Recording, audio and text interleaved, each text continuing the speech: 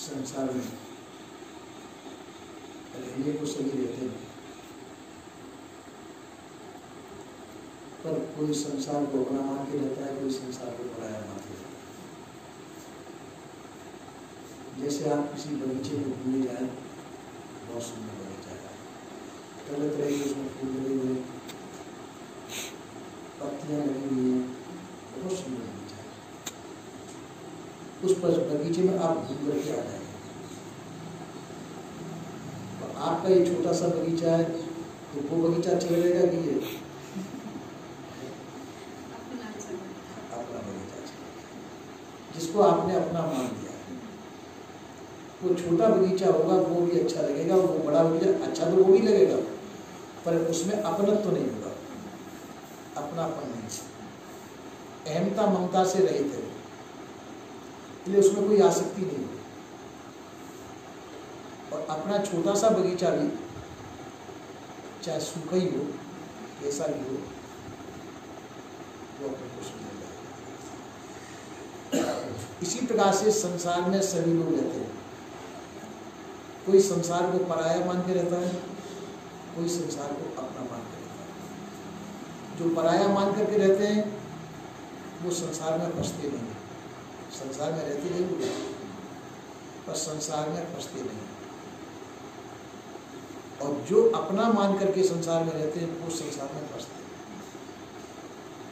रातों दिन उनके मन में ये चिंतन रहेगा कि मैं पैसा कैसे कमाऊं, बच्चों की परवरिश कैसे करूं, जबकि जानते हैं बच्चों के सबके अपने अपने भाग्य होते हैं, अपने अपने भाग्य के अनुसार सबका वो होगा, उनको इसमें करने की कुछ नहीं, अपने अपने भाग्य के अनुसार उनका जैसा होगा वैसा होगा, आपकी तरह से कुछ नहीं होगा। हाँ, सहायता सहयोग कर सकते हैं। तो इसी प्रकार से हम अपना मान करके करें तो उसमें हम फंसेंगे संसार में, और यदि संसार को अपना नहीं पराया मान करके संसार में रहें तो संसार में रहते हुए भी आप संसार में फंसेंगे। तो संसार अपना नहीं, संसार संसार का, तुम चेतन हो, ज्ञान स्वरूप हो, संसार जड़ स्वरूप है। तुम्हारे में संसार में आकाश पाताल का अंतर है, और संसार में मोहित होना यही फंसना है।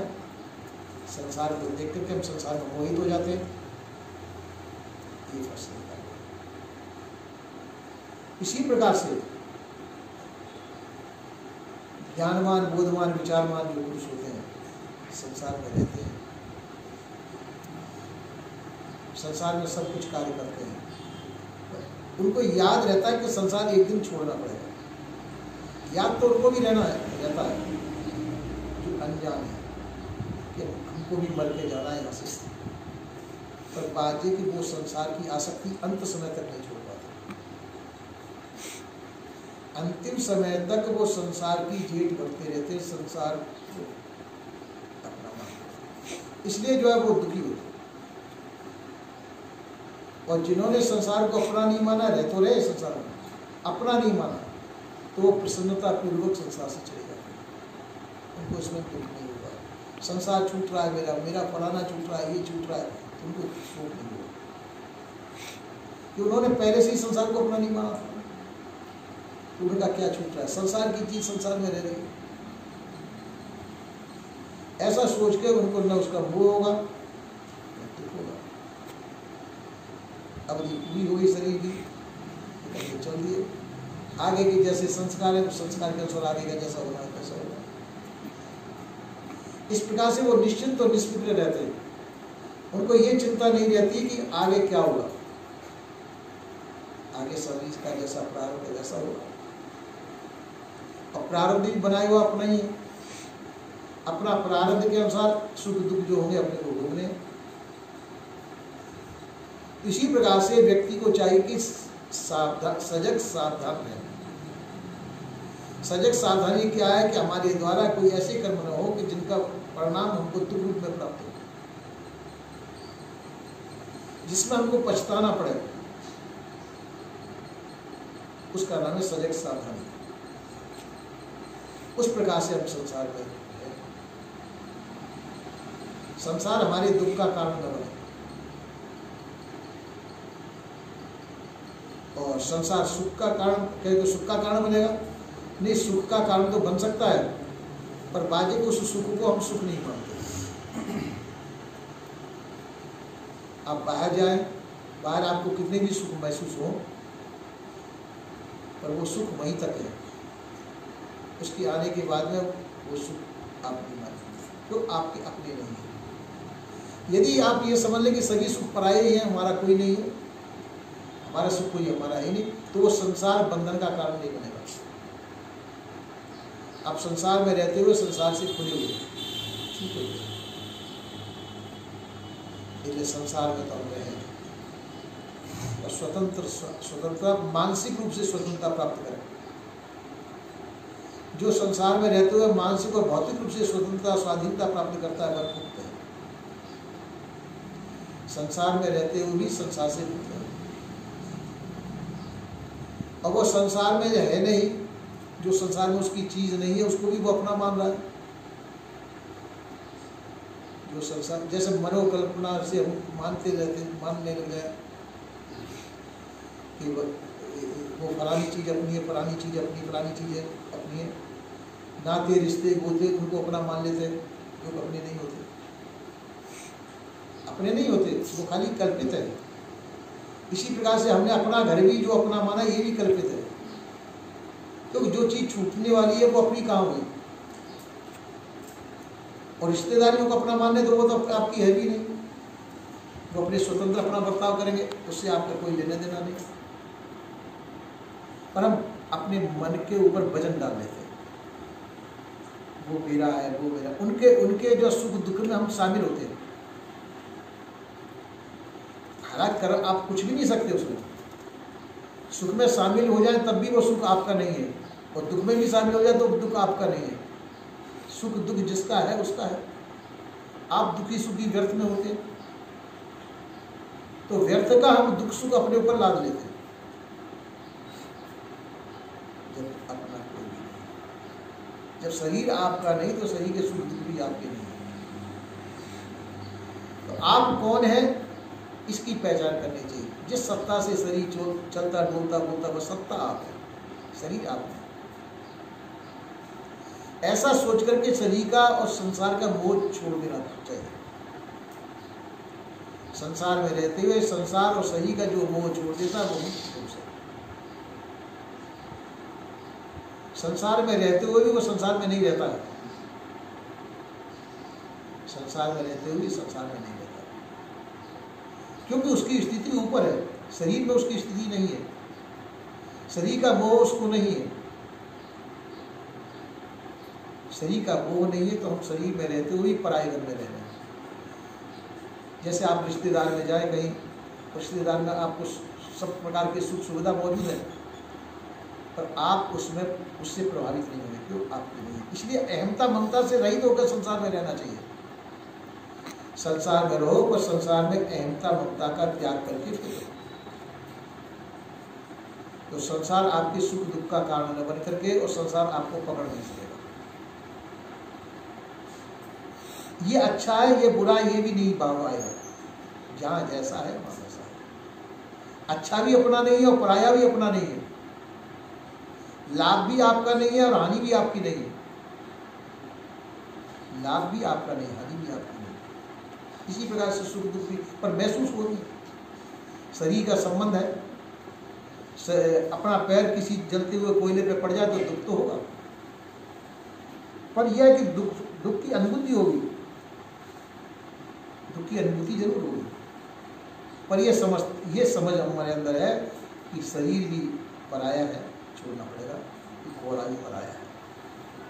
कोयले का और इसका जो विपरीत संबंध हुआ, ये इसका दुख हमको महसूस हो रहा है, और ये दुख भी पराया है।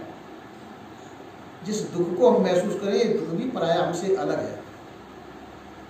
हम तो दुख को और सुख को दोनों जानने वाले हैं। दुख सुख का जानने वाला दुख सुख से अलग होता है। दुख सुख से को जानने वाला दुख सुख से अलग। ऐसा जो व्यक्ति होता है, जो इस प्रकार से इतना ऊंचा जिसकी स्थिति हो चुकी है, पर वाचक नहीं हो, अनुभव युक्त हो। खाली जैसे मैं कह रहा हूं जैसे आप कहने लग जाए तो उससे कोई लाभ नहीं होगा, उसका अनुभव करें, उस जगह पर स्थिति बनाए, उससे लाभ। कहने सुनने से लाभ नहीं, उसका अनुभव करें, उसी जगह हमारी स्थिति हो तो हम उस जगह पे वास्तव में पहुंच जाएंगे। संसार कहां तक है? मोह ममता आसक्ति तक है, भ्रम भूल कल्पना तक है, और संसार की वासनाएं जो हमारे अंदर है ये बंधन का कारण है। इनको आपने मिटा दिया तो समझो संसार के पार हो गए, जीते जी पार हो गए संसार से। क्योंकि संसार की न सुख है न दुख है, ये सब संसार की चीज है, तो इसमें हमारी आसक्ति मिट जाएगी, और इसमें जो आसक्ति मिट जाएगी हमारी, तो हम समझो संसार के बंधन से मुक्त हो गए, संसार के बंधन से। तो ऐसा जो व्यक्ति होता है वही साधन संपन्न माना जाता है। साधन संपन्न का मतलब है कि संसार की जो वस्तुएं जो शरीर के उपयोग में आ रही है और हमारे काम में आ रही है वह साधन है। शरीर के काम में जो वस्तु आ रही है वो साधन कहलाता है। शरीर भी हमारा साधन है, शरीर भी हमारा साधन है, क्योंकि इस समय हमारा गुजारा हो रहा है शरीर में, और शरीर हमारा काम आ रहा है, इसलिए शरीर ही हमारा साधन है। और जब शरीर छूट जाएगा तो जो आगे साधन मिलेगा वो साधन है, या मुक्त हो जाएंगे तो साधन की आवश्यकता नहीं है। जीव को इस साधन की कोई आवश्यकता नहीं है, अपने मोह बस आसक्ति बस इस साधन में फंसा हुआ है। जीव स्वतंत्र रह सकता है, जीव निराधार है, उसको किसी भी आधार की आवश्यकता नहीं है।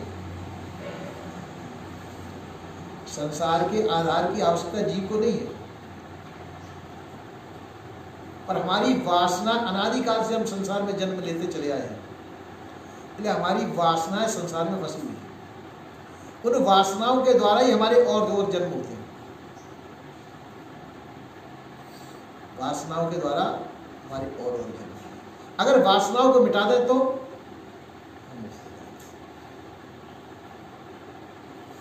थोड़ी देर के लिए हमारे अंदर वासना है, ये आश्रम की वासना है, भजन हम कर रहे हैं पर वासना आश्रम के अंदर है, और शरीर छूट गया तो हमको इस आश्रम में आना पड़ेगा। वासना लेकर के आ जाएगी, चाहे कीड़ा मकोड़ा बनकर के आए चाहे ये पिल्ला बन गया, जब पिल्ला आ गया ना तो बाहर से आ गया, गाय आ गई है ना, तो उनकी वासना उनको और लाया नहीं गया, उनको अपने आप ही आ गए, और अपना घर मानने लग गए। तो इसी प्रकार से हम भी संसार को जबरदस्ती अपना मान रहे हैं, संसार को हम जबरदस्ती अपना मान रहे हैं। संसार हमको अपना नहीं मान रहा है, संसार को हम जबरदस्ती अपना मान रहे हैं, तो वही दुख का कारण है। दुख का कारण क्या है? संसार को हम अपना मान रहे हैं, और अपना मान करके उससे चाहते हैं कि ये इसके द्वारा हमको कुछ लाभ होना चाहिए, और वो लाभ होता नहीं है, हम दुखी हो जाते हैं। माता पिता पुत्र से चाहते हैं कि पुत्र हमारी सेवा करेगा, अच्छा योग्य बनेगा, शरीर की सेवा नहीं करे तो कम से कम हमारा नाम रोशन करेगा, कोई बड़ा व्यक्ति बन जाएगा, अपने पुत्रों से या माता पिता करते हैं। अब वो कोई बन जाता है चोर, कोई बन जाता है डकैत, कोई बन जाता है कुछ और, कोई बन जाता है जो पुलिस आकर के घर को परेशान कर रही है माता पिता को। ऐसी संतान किसी माता पिता को अच्छी लगेगी? पर फिर भी लगेगी, या तो हमारा पुत्र चाहे भले ही दे रहा है। ये मोह है, ये क्या है? इस मोह के वशीभूत होकर के हम उस पुत्र में बंधे हुए। पुत्र चाहे कहना माने न माने, चाहे अपने कर्तव्य का पालन करता हो न हो, सब गलतियां कर रहा हो, हमको दुख भी देता हो, फिर भी हमारा मोह नहीं छूटता। हमारा मोह नहीं छूटेगा। ये मोह ही बंधन का कारण है संसार में। इसी प्रकार से साधक जन साधना द्वारा संसार से अपने मोह को तोड़ देते हैं। उनके लिए सब एक तो दो स्थिति पकड़ते हैं साधक, या तो सब मेरे और मैं सबका हूं, ये मानेंगे, या कोई मेरा नहीं, मैं भी किसी का नहीं और कोई मेरा नहीं। ये दोनों साधन पद्धतियां और दोनों साधन पद्धति उत्तम है।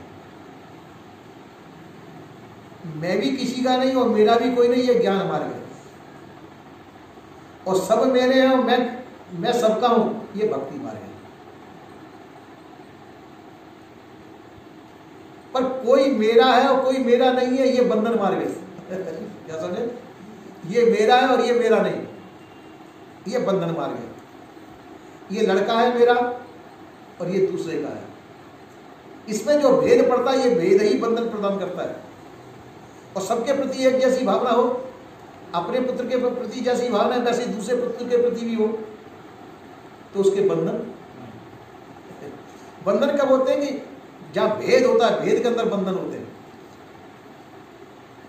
या तो सबको अपना मान लीजिए या किसी को अपना मत मानिए।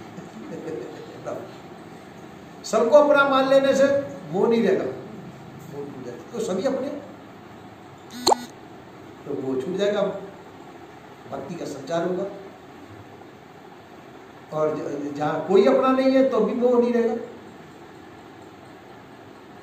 आप कहेंगे सबको अपना मानेंगे तो सबके प्रति हमारा मोह उत्पन्न हो जाएगा, वहां मोह रहेगा नहीं, मोह गल जाएगा, वहां मोह गल जाएगा। जब मोह गल जाता है तो फिर हाँ, यह कि ये रस युक्त है, इसमें ये सरस है, सब मेरे हैं और मैं सबका हूं, ये सरसता है।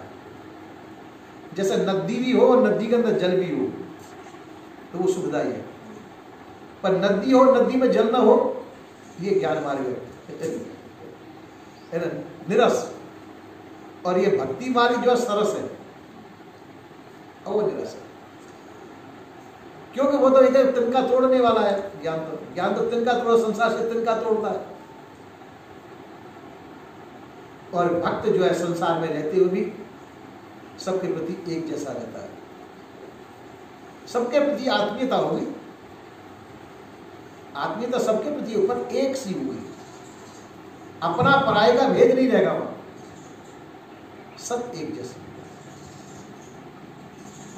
पर बाजे इतना करने पर भी वो बंधन उसके लिए नहीं रहेगा। भक्त भी बंधन से मुक्त होता है और ज्ञान भी बंधन से मुक्त होता है। उसके लिए भक्ति मार्ग सुलभ है और उसके लिए ज्ञान मार्ग सुलभ है। एक बीच में आ जाता है योग मार्ग का। योग चित्त वृत्ति निरोध है। योग क्या है? चित्त की वृत्तियों का निरोध, चित्त की वृत्तियों पर रुक जाना। चित्त की वृत्ति कहां जाती है? संसार के अंदर, खाने में, पीने में, रहने में, संसार की वस्तुओं में जाएगी। और इस चित्त की वृत्ति जहां जहां जाएगी वहां उनको भ्रमित करेगी, बंधन को उपस्थित करेगी। अगर चित्त की वृत्तियों का निरोध हो जाए तो संसार है ही नहीं। संसार होते हुए भी हमारे लिए नहीं है, तो चित्त की वृत्ति हमारी रुक गई है, संसार बना रहे। तो योग चित्त वृत्ति निरोध के द्वारा भी हम संसार का निषेध कर देते हैं, वो भी बंधन का कारण नहीं होता। पर सर्वोपरि चीज है, न मैं किसी का हूं न मेरा कोई है, ये बंधन जल्दी टूट जाता है। न मैं किसी का हूं न मेरा कोई है, तो कि जब तुम किसी का नहीं तो तुम, और तुम्हारा कोई नहीं तो तुम रह क्यों रहे हो यहां? ये प्रारब्ध रख रहा है, शरीर का प्रारब्ध है। शरीर का प्रारब्ध हमको यहां रख रहा है। और जब तक संसार में कहीं भी रहे, शरीर का प्रारब्ध आपके साथ में रहेगा, शरीर के साथ में रहेगा। आगे यदि वासना है, आगे का प्रारब्ध बनेगा, और वासना रहित आपका जीवन है तो प्रारब्ध नहीं बनेगा। अब ये अपने हाथ में का मुक्त होना चाहते हैं कि भाई ऐसे ही आना जाना चाहते हैं, ये अपने हाथ में। हमको मुक्त जीवन प्रिय है कि इसे भक्तिमय जीवन प्रिय है या संसारी जीवन प्रिय है, ये अपने हाथ में। तो उसके अनुसार ही हम अपनी स्थिति बनाते हैं। जिनको मुक्त मार्ग प्रिय है वो ज्ञान मार्ग पाते हैं, जिनको भक्ति में प्रिय है, पर एक जैसा हो। भक्ति मार्ग का मतलब ये किसी से कुछ और किसी से कुछ, अपना पराया मिट जाए, जिसमें सबके प्रति एक रस हो।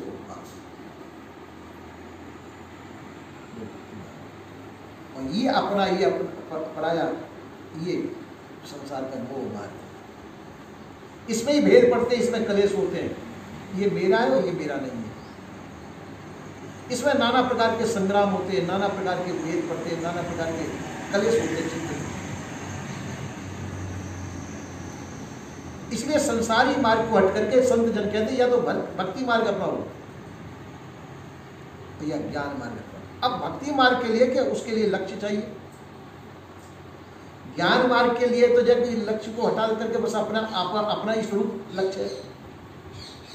और भक्ति मार्ग के अंदर जो है अपने से भिन्न कोई लक्ष्य चाहिए, उसमें कल्पना आ जाती है। किसी ने राम को बनाया, किसी ने श्याम को बनाया, किसी ने निराकार कहा, किसी ने सगुण साकार कहा, विभिन्न प्रकार की कल्पना के हम गुलाम बन जाते हैं। पर ये भेद पड़ जाता है। अगर ये है तो भक्ति मार्ग में भी दोष लग जाता है। हालांकि वो साधन के लिए ऐसा काम कर रहे हैं, पर जिसके अंदर ये कल्पना आ गई भक्ति के अंदर, राम श्याम लल्लू चप्पू पप्पू, उसके प्रति मोह होना, ये मां भक्ति के अंदर विकार पैदा हो गया। तो उस विकार को मिटाना चाहिए भक्ति मार्ग में। भक्ति है सबके प्रति एक जैसा भाव, न किसी से राग न किसी से द्वेष, राग द्वेष से रहित हमारा जीवन हो, न कोई अपना न पराया है, न राम की हमको आवश्यकता है, न श्याम की हमको आवश्यकता है, न किसी, क्योंकि सब चीज शरीर के साथ में मौजूद है। अपन को आवश्यकता क्या है? सुख दुख शरीर के साथ में मौजूद है, हम चिंता क्यों करें? इस प्रकार से भक्ति मार्ग कब सुलभ है? जब सभी प्रकार की वो भी अहमता ममता से रहित हो जाए। भक्ति कब सुलभ है? कि जब हम संसार को एक जैसा समझें, सबसे प्रति भाव हो, सबसे प्रति प्रेम भाव हो, सबसे प्रति सद्भाव हो, सबके प्रति सद्भाव रखते हुए, सबसे व्यवहार करते हुए, नम्र और व्यवहार सुलभ व्यवहार करते हुए हम संसार में प्रसन्नतापूर्वक रहें। और ज्ञानी जो उदास भाव से रहता है। उदासीन नित रही है गुसाई, खल पर हरि स्वान की नाई। उदास है, खल व्यक्ति है, उसको कुत्ते के समान समझ के त्याग देना। जो विरोध है, जो अपने के लिए साधन में विरोध पैदा करता हो, उसको कुत्ते के समान समझ के छोड़ देना। और प्रेमी जो होता है, जो प्रेम मार्ग में, जो भक्ति मार्ग में जो होता है, उसके लिए कुत्ता भी आ जाए तब भी ठीक है, हाथी भी आ जाए तब भी ठीक है, सब एक ही तो है। संसार के प्राणी है, किसी से राग नहीं है, किसी से द्वेष नहीं है, कोई सुख पहुंचाएगा, कोई दुख पहुंचाएगा, ये संसार का स्वभाव है। कोई तमोगुणी है, कोई रजोगुणी है, कोई सतोगुणी है, सभी अपने को पसंद आए कोई जरूरी नहीं है, सब अपने अपने गुणों में बरतेंगे और अपने प्रति किसी से राग द्वेष से रहित हो जाए। इस प्रकार से भक्ति मार्ग सबसे प्रेम सद्भाव रखते हुए, तो वो सरसता लाते हुए, भक्ति सरस है, भक्ति अखंड अनंत रस है, और ज्ञान अखंड एक रस है। ज्ञान कैसा? अखंड एक रस, और भक्ति अखंड अनंत रस है। इसलिए ये रस युक्त जीवन है। हम भक्ति में रहते हुए भी भक्ति से उबते नहीं है। और वो ज्ञान जो अखंड एक रस है, इसलिए जो है कि वो नीरस है। जिसको नीरसता प्रिय नहीं है, वो भक्ति को अपनाता है।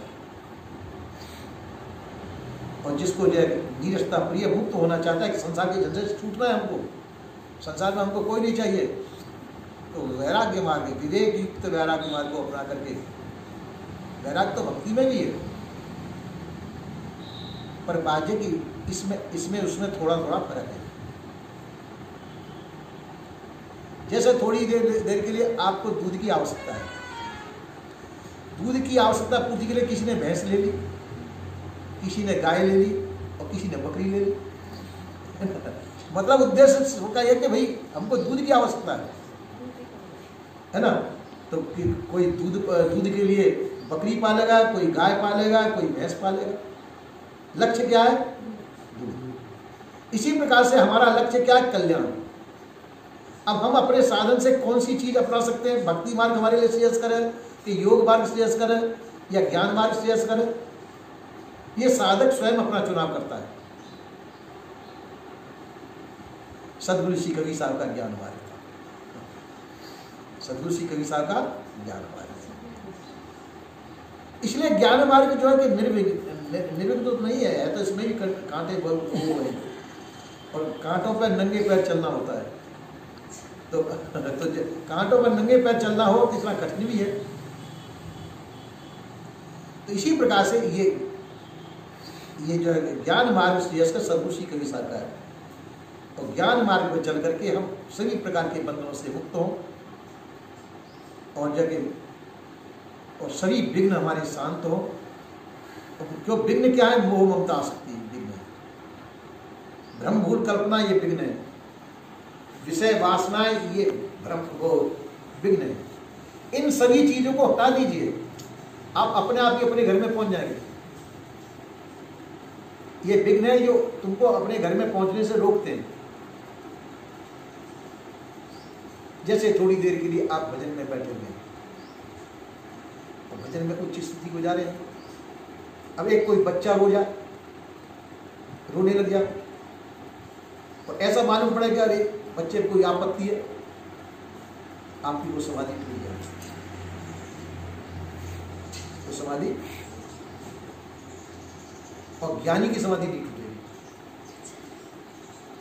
तो ज्ञानी समझता है कि कोई नाश होगा, कोई पैदा होगा, कोई नाश होगा, तो हमको क्या, हमको तो अपनी समाधि से मतलब है। ज्ञानी निर्विघ्न रूप से अटल होकर के अपने सामने बैठा रहता है। और भक्त जो है वो होगा, वो कहेगा अरे किसी को दुख हो रहा है, तो वो जो अपनी समाधि को छोड़कर कुछ उधर जाएगा। हालांकि है नहीं, वो खाली मति में ऐसा महसूस होता है, कभी कभी ऐसा महसूस होता है,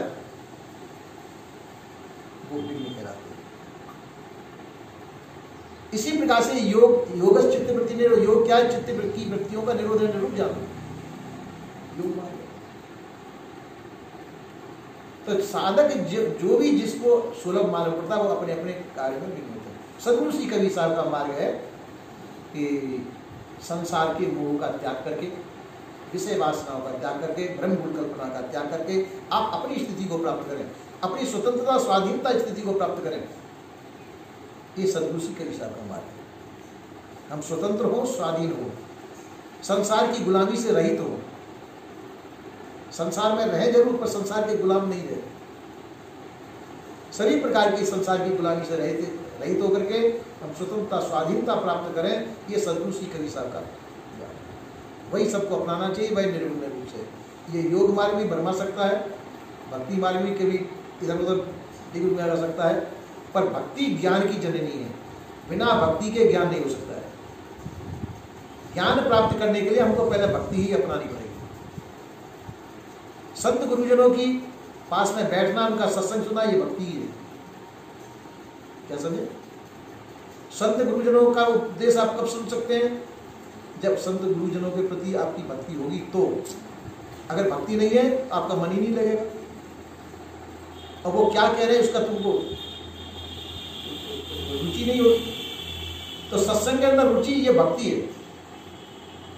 सत्संग के अंदर जो रुचि है, ये भक्ति मार्ग है।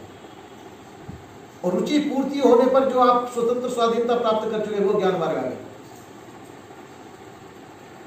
तो भक्ति में से ही ज्ञान की उत्पत्ति हुई, इसलिए भक्ति का पुत्र है ज्ञान। तो पहले भक्ति भाव आपके अंदर आया कि मैं ज्ञान जानूं, मेरे को अपना जीवन कल्याण करना है, उसकी रुचि आपके अंदर जागृत हुई। ये जो भक्ति मार्ग आ गया। आप संतों के पास जाएंगे, बैठेंगे, उठेंगे, उनसे ज्ञान बोध विचार की चर्चा करेंगे, संत महात्मा उसमें रुचि होना ही भक्ति मार्ग। और रुचि में चलते चलते चलते चलते आप उस निर्विघ्न स्थिति में पहुंच गए जब बंधन छूटता है, हो गया ज्ञान। इस प्रकार से धीरे धीरे सने सने ज्ञान के अंदर भी भक्ति होती है और भक्ति के अंदर भी ज्ञान होता है। न्यूनाधिक रूप से दोनों में दोनों रहते हैं और योग के अंदर भी भक्ति होती है। बिना भक्ति के योग भी सिद्ध नहीं हो सकता है। इसलिए भक्ति योग ज्ञान सबके लिए सुलभ, पर किसी में कोई चीज की विशेषता है और किसी में किसी चीज की विशेषता है। न्यूनाधिक रूप में सभी सब स्तर में मौजूद रहते हैं। तो ये साधक के ऊपर है कि किसको कौन सा मार्ग अच्छा लगे, तो किस मार्ग में जिसकी रुचि हो उसी मार्ग से आगे बढ़ देना चाहिए। आज यही विराम देता हूं। बोलिए श्री सद्गुरुदेव की जय।